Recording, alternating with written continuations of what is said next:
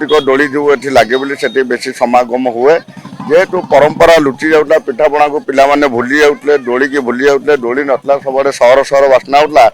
ଯେହେତୁ ଆମେ ସହର ଗାଁରେ ମିଶିକି ଅଛୁ, ତେଣୁକରି ଆମେ ଗୋଟେ ଚିନ୍ତା କଲୁ ଏଇ ପରମ୍ପରାଟାକୁ ଉଜ୍ଜୀବିତ କରିବା ପାଇଁ।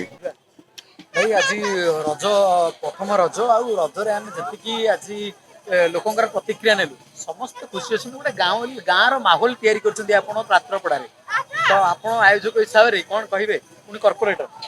ସମସ୍ତଙ୍କୁ 2026 ପାତ୍ରପଡ଼ା ରଜ ମହୋତ୍ସବର ଅଭିନନ୍ଦନ।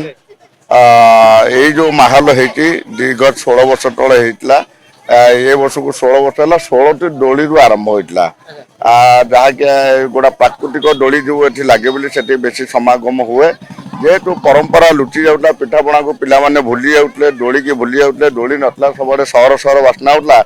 ଯେହେତୁ ଆମେ ସହର ଗାଁରେ ମିଶିକି ଅଛୁ, ତେଣୁକରି ଆମେ ଗୋଟେ ଚିନ୍ତା କଲୁ ଏଇ ପରମ୍ପରାଟାକୁ ଉଜ୍ଜୀବିତ କରିବା ପାଇଁ। ଯାହା ହଉ ଆପଣମାନଙ୍କର ମିଡ଼ିଆ ମାଧ୍ୟମରେ ଏଇଟା ଏତେ ଆଦୃତ ହେଲା, ସାରା ଓଡ଼ିଶାରେ ଫେମସ୍ ହେଲା ଏଇ ରଜ ମହୋତ୍ସବ ପାତ୍ରପଡ଼ା, ଯାହାକି ଓଡ଼ିଶାର କୋଣ ଅନୁକୋଣ ଲୋକମାନେ ସମସ୍ତେ ଆସୁଛନ୍ତି।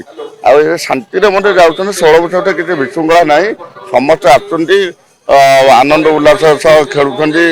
ଏଠି ବି ପାର୍ଟିସିପେଟ୍ କରୁଛନ୍ତି, ବିଭିନ୍ନ ପ୍ରକାର ପ୍ରୋଗ୍ରାମରେ ପାର୍ଟିସିପେଟ୍ କରୁଛନ୍ତି, ଏନ୍ଜୟ କରୁଛନ୍ତି, ରାମଦୋଳି ଖେଳୁଛନ୍ତି, ପ୍ରାକୃତିକ ଦୋଳି ଖେଳୁଛନ୍ତି।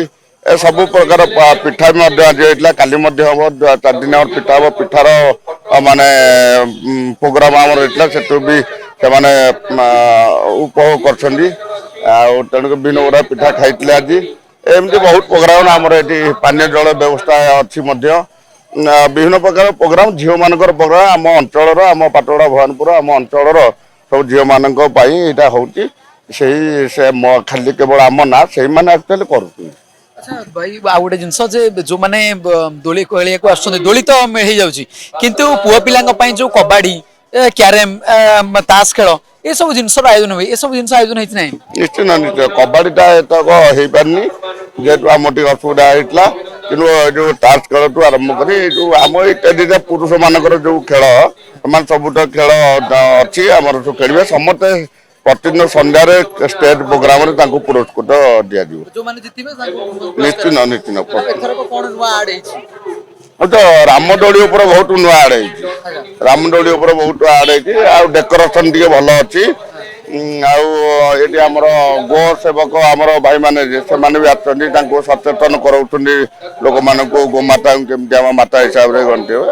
ଏ ବିଭିନ୍ନ ପ୍ରକାର ହେଇଛି, ବଢିଆ ବଢିଆ ଜିନିଷ ହେଇଛି। ଆପଣମାନେ ଦେଖୁଥିବେ, ମାନେ ଆକଳନ ବାହାରେ ଭୁବନେଶ୍ୱରକୁ ଯୋଉ ଦୋଳି ସବୁ ହେଇଛି, ତାକୁ ପାତ୍ରପଡ଼ା ରଜ ମହୋତ୍ସବ ଜନ୍ମ ଦେଇଛି।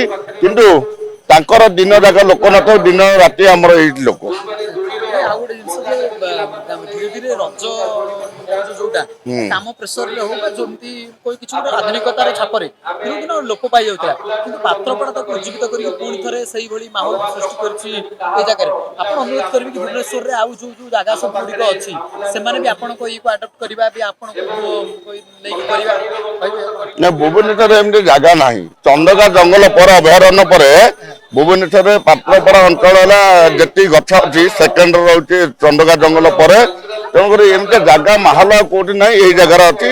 ତେଣୁକରି ୟା ମାହୋଲଟା ରହୁଛି କେବଳ ଏଇ ବୃକ୍ଷ ପାଇଁ, ସେଥିପାଇଁ ରହୁଛି। ମୁଁ ସେଥିପାଇଁ ସବୁବେଳେ ବାର୍ତ୍ତା ଦେଉଛି ସମସ୍ତଙ୍କୁ, ଗଛଟିଏ ସମସ୍ତେ ଲଗାନ୍ତୁ, ପରିବେଶକୁ ସୁରକ୍ଷା ଦିଅନ୍ତୁ।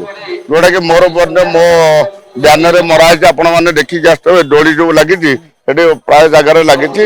ଗଛ ଲଗାନ୍ତୁ, ପରିବେଶ ସୁରକ୍ଷା କରନ୍ତୁ। କ'ଣ କହିବେ ଶେଷରେ ଯୋଉମାନେ ଦର୍ଶକ ଦେଖୁଛନ୍ତି ତାଙ୍କୁ କ'ଣ କହିବେ?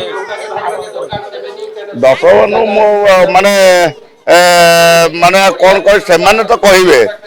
ମତେ ଖୁସି ଲାଗୁଛି, ମୋ ମାଟିକି ଆସୁଛନ୍ତି ଏତେ ଓଡ଼ିଶାରୁ ମାନେ ହଜାର ହଜାର ଲୋକ ଆସୁଛନ୍ତି। ଏଇଟା ଗୋଟେ ଖୁସି। ସମସ୍ତଙ୍କୁ ଆମେ ସ୍ନେହ ଦେଇପାରିବୁ, ଏ ମାଟି ସବୁବେଳେ ସ୍ନେହ ସଦା ସମସ୍ତଙ୍କୁ ଦେଇଛି। ଆଉ କାହାକୁ କିଛି ଖରାପ ବ୍ୟବହାର କେବେ କରିନି। ତେଣୁ ଆପଣମାନେ ଦେଖୁଥିବେ, ଯୋଉ ଜାଗାରେ ଯେମିତି ହେଲେ ବିଶୃଙ୍ଖଳା, ଏଇ ଜାଗାରେ ଜମା ବିଶୃଙ୍ଖଳା ଦେଖୁଛନ୍ତି। ପୋଲିସ ବର୍ତ୍ତମାନ ଏଇନା ଭାଇମାନେ ଆମର 4-5 ଜଣ ଆସିଲେ, ସମୁଦ୍ରକୁ ଶଙ୍କେ, କିନ୍ତୁ ଏତେ ଡିସିପ୍ଲିନରେ ଚାଲେ। ଆମ ପାତ୍ରପଡ଼ା ଭବାନୀପୁର ଯୋଉ ଯୁବ ବାହିନୀ 200-300 ପିଲା ଅଛନ୍ତି, ସେ କଣ୍ଟ୍ରୋଲ କରିଦିଅନ୍ତି।